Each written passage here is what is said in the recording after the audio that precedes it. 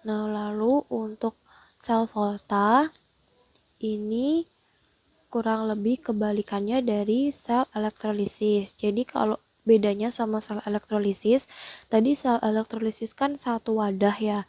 Nah, kalau sel volta ini ada dua wadah.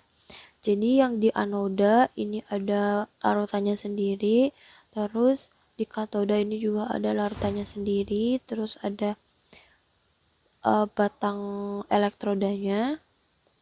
Nah, terus ada jembatan garam.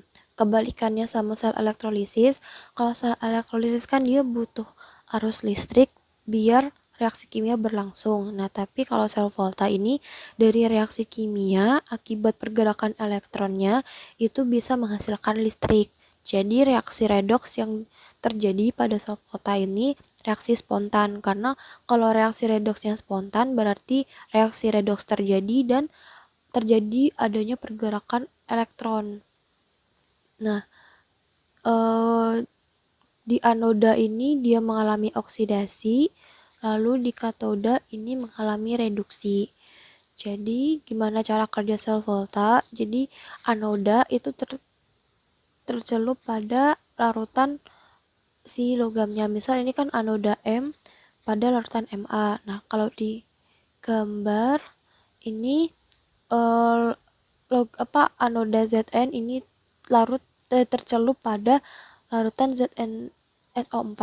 Terus yang di katoda di katoda ini N tercelup pada Nb. Nah, jadi ini Cu pada CuSO4 tercelupnya. Nah, terus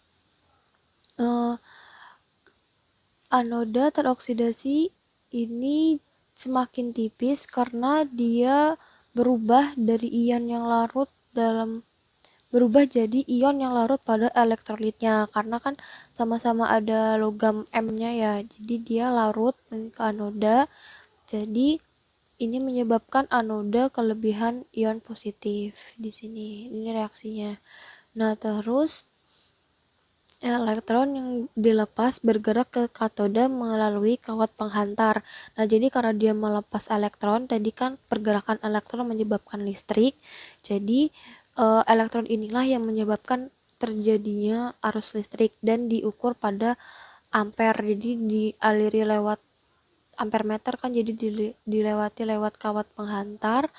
Nah, jadi terdetek berapa arus listriknya, terus katoda ini tereduksi dan jadi mengendap karena ion logam dari elektron katoda ini terus menerima elektron dari anoda tadi karena dia melepaskan, terus yang sebelahnya mengalami oksidasi dia menerima elektron sebelahnya mengalami si anoda mengalami oksidasi, dia melepas elektron, terus elektronnya ditangkap sama katoda yang dia nanti nerima elektron terus menerus, makanya lama-lama si logam pada katoda ini mengendap. Nah, terus menyebabkan katoda kelebihan ion negatif. Terus karena ada kesenjangan ion negatif ion positif tadi, kalau ternotis ini makanya perannya si jembatan garam. Kalau di sini kan ada salt bridge ini untuk menyetarakan ya muatan-muatan positif sama negatif yang terjadi di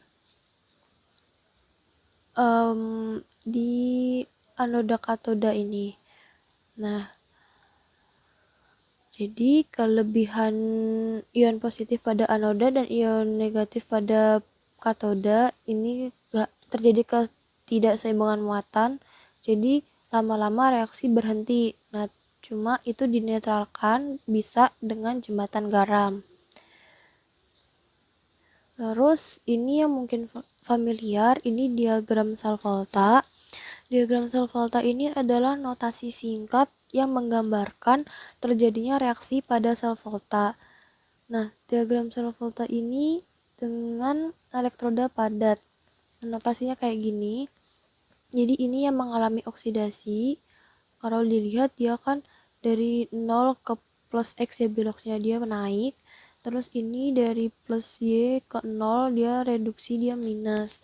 Makanya di sini ini elektrodanya mengalami oksidasi jadi apa? Ini elektroda B mengalami reduksi jadi ini. Nah, ini yang ada garis 2 itu dia jembatan garam. Yang tadi menetralkan kelebihan ion antara katoda anoda ya. Makanya ini notasi sel untuk sel volta aja karena ciri khas dari sel volta ini ada jembatan garam. Nah, ini untuk deret potensial reduksi. Jadi, untuk beberapa logam dia memiliki kecenderungan reduksi atau memiliki kecenderungan oksidasi. Nah, jadi ditunjukkan oleh deret potensial reduksi. Namanya juga deret potensial reduksi. Jadi, kalau nilai potensial reduksinya ini makin besar, makin positif, artinya makin mudah logam tersebut mengalami reduksi.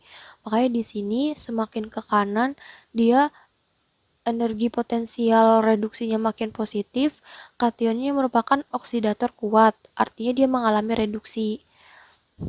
Terus kalau ke kiri dia makin rendah, jadi logamnya ini lebih mudah mengalami oksidasi dan dia lebih sulit mengalami reduksi. Nah, untuk itu masing-masing logam ini mempunyai nilai energi potensial reduksinya masing-masing. Nah, jadi untuk nilai potensial elektroda, karena di sel volta tadi kan ada katoda, ada anoda, ada yang mengalami oksidasi, ada yang mengalami reduksi.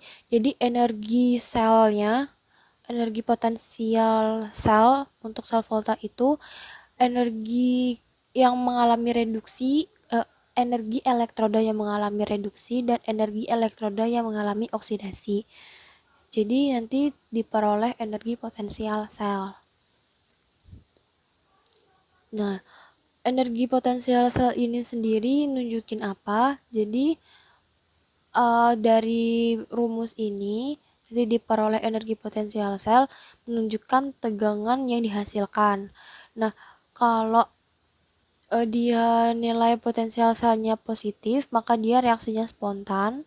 Jadi reaksinya ini berlangsung, tapi kalau energi selnya dia negatif, maka reaksi tidak spontan. Artinya kalau nggak spontan, posisi antara katoda sama anoda ini kebalik. Jadi harusnya yang satu, jadi misal si anoda ini harusnya oksidasi, terus si katoda ini harusnya reduksi.